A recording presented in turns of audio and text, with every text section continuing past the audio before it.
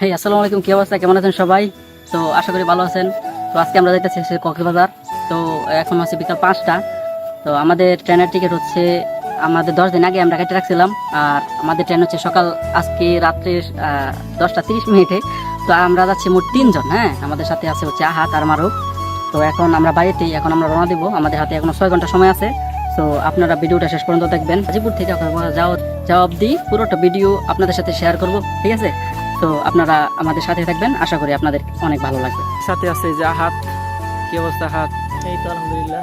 এবং আছে মারুফ। ফাইনালি আমাদের জার্নি শুরু আল্লাহর নাম নিয়ে। আর শুরুতেই রাস্তার অবস্থাটা দেখেন। এটা হচ্ছে আমাদের নয়নপুরের রাস্তা। যাই হোক, এই রাস্তা দিয়ে এখন নয়নপুর যেতে হবে। আইসা পড়ছি নয়নপুর। এটা হচ্ছে ঢাকা ময়মনসিংহ হাইওয়ে। এখন আমাদের যেতে হবে হচ্ছে ঢাকা বিমানবন্দর রেলওয়ে স্টেশন। সেখানে আমাদের ট্রেন আসবে।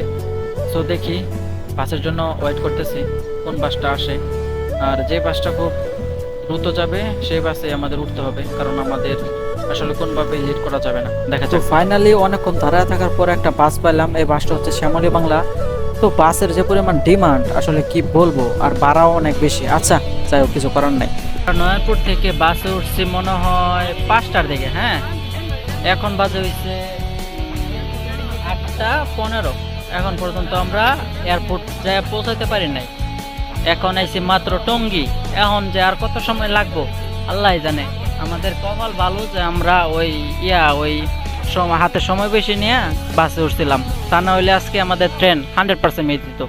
যাই হোক, দেখি আর কতক্ষণ লাগে এয়ারপোর্ট যাইতে। তো ফাইনালি একটানা 4 ঘন্টা জার্নি করার পরে, জ্যাম ঠেলার পরে এখন আমরা এসে পড়ছি ঢাকা বিমানবন্দর রেলওয়ে স্টেশন। হ্যাঁ, এখান থেকে আমাদের ট্রেন আসবে রাত 10টা 30 মিনিট। দুষ্টি মারছে রেলওয়ে স্টেশন ঢোয়ার পরে দিয়ে মানুষের অভাব নেই। আসলে কি পরিমাণ মানুষ দেখে আমি একদম অবাক হয়ে গেলাম। আসলে সব জায়গায় মানুষে ভরা, বসার তো কোনো জায়গায় নাই। এখন যে কি করাম বুঝতেছি না। এখন সময় হয়েছে রাত 9টা। আমাদের হাতে সময় আছে প্রায় 2 ঘন্টা। আর 2 ঘন্টা আসলে এখন ঘুরতেছি কাটতেছি, কারণ আসলে বসার কোনো জায়গায় নাই। তাই ভাবলাম যে একটু ঘুরে গাইরা রেলওয়ে স্টেশনটা একটু দেখি। তো আপনারাও দেখেন স্টেশনটা কিরকম। তো স্টেশনে ঢোয়ার পরে হাতে বলতেছে চলো একটা সেলফি নেই। তো সেলফি নিতে গিয়ে দেখি আমার ভিডিও শুরু হয়ে গেছে। তাই ভাবলাম যে ভিডিও ভালোভাবে কইরাই নেই। আসলে এই ভিডিওটা আপলোড দেওয়ার কোনো ইচ্ছা আসলো না। তাই ভাবলাম যে আপনাদের সাথে করি শেয়ার, কারণ আমি আপনাদেরকে করি অনেক অনেক কেয়ার। আসলে স্টেশনের ভিতরে ঘোরাঘুরি করতে আর ভালো লাগতেছিল না, এই জন্য চলে আসলাম বাইরে একটা চায়ের দোকানে চা খাইতে। তো এখানে বসে চা খাই, পাশাপাশি সময়টাও একটু কাটায়। ফাইনালি আমাদের কক্সবাজার এক্সপ্রেস ট্রেনটা চলে আসলো। চলে আসার কথা ছিল কখন আর আসলো কখন, যাই হোক বিস্তারিত ট্রেনে ওঠার পরে আপনাদের সাথে শেয়ার করব। আর এটা হচ্ছে একটা স্পেশাল ট্রেন। এই ট্রেনটা আপনারা একটু ভালোভাবে দেখেন, আপনাদেরকে একটু দেখাই।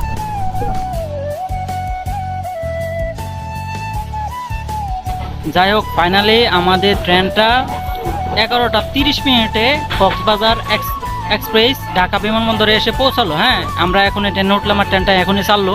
যাই হোক, ট্রেন আসার কথা ছিল হচ্ছে 10টা 53 মিনিটে, আসলো 11টা 30 মিনিটে। Already 35 minute late. এসব ট্রেন যদি এরকম লেট করে তাহলে কেমনে ভাই? আমাদের তো সময়ের মূল্য আছে, তাই না? 3 ঘন্টা ধরে ভাই বসে রয়েছে। আচ্ছা, যাই হোক, দেখা যাক কতক্ষণ লাগে যাওয়া। আপনারা সাথে থাকবেন। আমরা এখন ট্রেনে উঠছি। এখন যাইতে মনে হয় পরের দিন সকাল 7টা বাজবে। ঠিক আছে, দেখা যাক, আপনার সাথে থাকবেন। এখন বাজতেছে রাত 1টা। তাই ভাবলাম যে একটু কফি খাই, কারণ এটা হচ্ছে বাংলাদেশ রেলওয়ের কফি। আসলে টেস্ট করা দরকার, এই জন্য টেস্ট করে দেখলাম যে আসলে কেমন লাগে। আর চাটা কিন্তু ফ্রি না, ঠিক আছে? এইটুকু চায়ের দাম হচ্ছে 30 টাকা। আর 30 টাকার হিসাবে চায়ের আসলে টেস্টটা একদমই খারাপ, মানে পানি বললেই চলে। আসলে কি চার্জের তালা দিল আসলে আমি বুঝতেছি না। হ্যাঁ, এটা আসলে চা না, এটা হচ্ছে কফি। হাতে খাই কইতেছে, এটা কি খাইলাম? এটা চা খাইলাম নাকি পানি খাইলাম? ভাই এটাই শেষ, আর খাইতাম না কোনো সময়। তো এখন বাজে রাত প্রায় 2টা। এখন আসলে কোন জায়গায় আছি এটা আসলে শিওর বলতে পারতেছি না। তো আমাদের ট্রেনের গতি হচ্ছে এখন প্রায় 80 থেকে 100 কিলোমিটার। কিন্তু এত গতি থাকার পরেও আমার মনে হইতেছে না আমি ট্রেনের ভিতরে বসে রয়েছি। আমার মনে হইতেছে যে আমি বাড়িতে মনে হয় শুয়ে রয়েছি, তাহলে ঘুমাইতেছি না। তো যাই হোক, আসলে আগে তো ট্রেন দিয়ে এত লং জার্নি আসলে করা হয় নাই, এটাই প্রথম। আর ট্রেনটাও হচ্ছে ভিআইপি, যার ফলে হয়তো এত আরামদায়ক। তো এটা আমার আগে ধারণা ছিল না। যাই হোক, দেখা যাক, আপনারা সাথে থাকেন, দেখতে থাকেন ভিডিওটা। এখন বাজারে 3টা, সবার মোবাইলের চার্জ শেষ। এখন মারো ভেজে পাওয়ার ব্যাংক দিয়ে চার্জ দিতেছে মোবাইল। আর এদিকে আহাদের কি অবস্থা, আহাদেও পাওয়ার ব্যাংক দিয়ে চার্জ দিতেছে, এই যে আহাদের পাওয়ার ব্যাংক। কিন্তু আমি কি দিয়ে চার্জ দিতেছি এটা আপনারা একটু দেখুন। আমি চার্জ দিতে দিচ্ছি যে ট্রেনের চার্জার দিয়া ডাইরেক্ট 220 ভোল্ট কারেন্ট দেয়া। এখন এটাতে চার্জ দেওয়ার লাগে তারা দুজন হয়ে গেছে গা পাগল।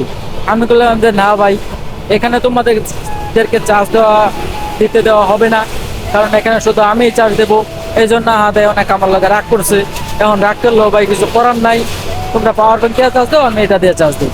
গোষ্ঠী মারছে পিছন থেকে, এক আপু তার কেকটা আমার সাথে শেয়ার করতে চাইছে, কিন্তু তার কাছ থেকে এক টুকরা কেক নিতে গিয়ে পুরা কেকটা দিলাম নিচে ফালায়। ফাইনালি দীর্ঘ 4 ঘন্টা 30 মিনিট পরে আমরা চলে আসলাম চট্টগ্রাম রেলওয়ে স্টেশনে। এখানে প্রায় 30 মিনিটের মতো ব্রেক দিবে, কারণ ট্রেনের ইঞ্জিন এখন পরিবর্তন করতে হবে নাকি এখান থেকে, এই জন্য 30 মিনিট ব্রেক। তো আমরা ভাবলাম যে ট্রেন থেকে নামা একটু ঘোরাঘুরি করি, কিছু একটা খাই, দেখি কি করা যায়। প্রায় 4 ঘন্টা তো ট্রেনের ভিতরে বসে আছি। এদিকে আমাদের বোতলের পানিও শেষ, এই যে দেখতেছেন খালি বোতল একদম। এখন গিয়ে আবার পানি কিনতে হইব, কারণ এখানে তো আর পানি পাওয়া যায় না। এই জন্য চট্টগ্রাম স্টেশন থেকে নেমে আগে বোতল পানি কিনতে হইলো আমাদের। আর আমি পানি কিনতেছি দেখে হাতে বিরাট খুশি হয়ে গেছে। আসলে কি আর কইতাম, এখানে পানি কিনতে গেলেও টাকা লাগে, আবার প্রস্তাব করতে গেলেও টাকা লাগে। কি অদ্ভুত ব্যাপার, তাই না? ভাবা যায়। এটা হচ্ছে কক্সবাজার এক্সপ্রেসের বাথরুমের অবস্থা। আসলে এটার ভিতরে স্পেস খুবই কম, আর এখানে পরিবেশ আমার কাছে তেমন একটা ভালো লাগে নাই। গ্লাসগুলো অনেক গোলাপি আসছিল, আর এখানে কোনো টিস্যু মিস্যু কিছুই আসছিল না। আসলে এটা তেমন একটা ভালো লাগে নাই, পরিষ্কার পরিচ্ছন্ন আসলে তেমন একটা ছিল না। এখন বাজে সকাল 6টা, আর বাইরে মোটামুটি কিছুটা ফর্সা হয়েছে। এখন আপনাদেরকে আমি একটু বাইরের ভিউটা দেখাই। এতক্ষণ তো রাত ছিল, তাই বাইরের কোনো কিছু দেখাইতে পারি নাই। তো দেখাই মুকি ভাই, এগুলো আসলে গ্রামীণ পরিবেশ, তো আসলে এটা তো দেখানোর কোনো কিছু নাই।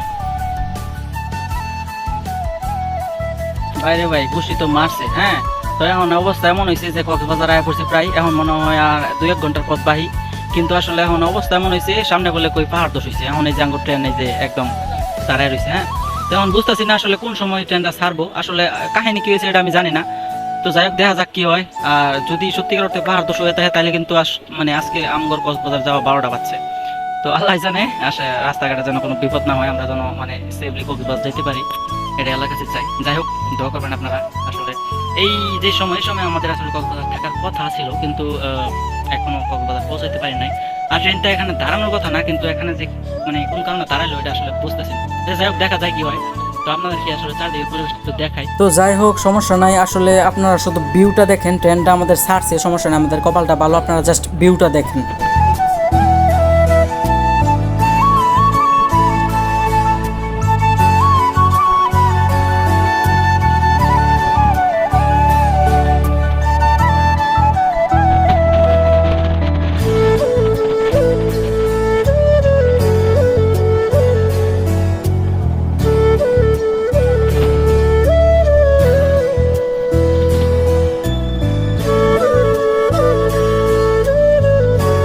যাই হোক, অবশেষে আমরা সকাল 8টা বাজে ডাইরেক্ট 8টা বাজে কক্সবাজার এসে পৌঁছালাম। এটা হচ্ছে কক্সবাজার রেলওয়ে স্টেশন। এখন আমরা রেলওয়ে স্টেশন থেকে নাইমা সোজা চলে যাবো হচ্ছে কক্সবাজার সুগন্ধা পয়েন্টের দিকে। যাই হোক, আপনাদের আসলে রেলওয়ে স্টেশনটা একটু দেখাই। এটা হচ্ছে বাংলাদেশের আইকনিক রেলওয়ে স্টেশন। এই রেলওয়ে স্টেশনটা আসলে এত সুন্দর আর এত বড়, যেটা আমার কল্পনার বাইরে ছিল। আসলে অনেক সুন্দর, আপনারা দেখেন। আপনাদেরকে এই কক্সবাজার এই আইকনিক রেলওয়ে স্টেশনটা একটু সুন্দরভাবে দেখাই। জাস্ট আপনারা লুকটা দেখেন, কতটা সুন্দর আর কতটা গর্জিয়াস। এটাকে আসলে এমনিতেই কেউ বলে না যে এটা আইকনিক একটা স্টেশন। এটা কত বড়, আপনারা যদি সরাসরি না আসেন তাহলে এটা বুঝতে পারবেন না। তো স্টেশন থেকে আমরা বের হয়ে গেছি। এখন যাবো হচ্ছে যে কক্সবাজারের সুগন্ধা পয়েন্টে, ওইদিকে গিয়ে একটু নাস্তা করার পরে হোটেল নিতে হইব। আমরা এখন আছি ডলফিন মোড়ে। এখান থেকে কিছু নাস্তা করতেছি। আসলে বেসিক নাস্তা, পরোটা, ডিম এবং সবজি টবজি, এগুলো আসলে সকালের নাস্তা। এগুলো নাস্তা করে তারপরে আমরা গিয়ে একটি হোটেলে উঠবো। যাই হোক, এখন আমরা আছি ডলফিন মোড়ে। এখান থেকে আমরা সুগন্ধা পয়েন্টে যাবো, সেখানে আমাদের একটা হোটেল আছে, সেখানে গিয়ে উঠবো। তো আমরা কক্সবাজারে এসে আসলে একটা হোটেলে উঠছি, যে হোটেলটার নাম আপনাদের একটু জানাবো করবো। আপনাদেরকে আমরা একটা রুমটা দেখাই, চলেন আমাদের রুমটা।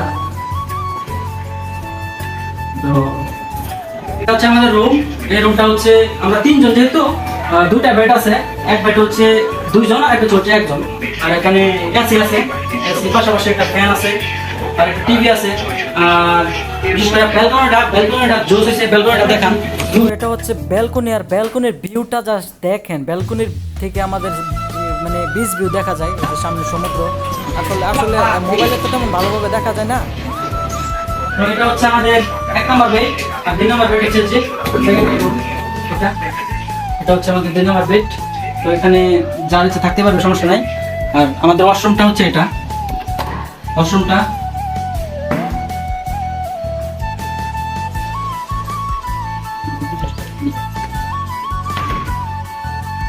তো আজকে ভিডিওটা আসলে এই পর্যন্তই, এখানে শেষ করতে চাই। আমরা কক্সবাজারে যে হোটেলটা বুক করেছি, এখন আমরা 2 দিন থাকবো। তো এমনিতে ভিডিওটা অনেক বড় হয়ে যাবে, তা না হলে আরো ভিডিওতে অ্যাড করতাম, কিন্তু এখন থেকে নেক্সট পার্ট অবশ্যই দেবো, নেক্সট লোকেশন সবাই অপেক্ষা করবেন। আর ভিডিওটা কেমন হয়েছে অবশ্যই কমেন্ট করে জানাবেন। আজকে ভিডিওটা এই পর্যন্ত থাকুক, সবাই ভালো থাকেন, সুস্থ থাকেন, আল্লাহ হাফিজ।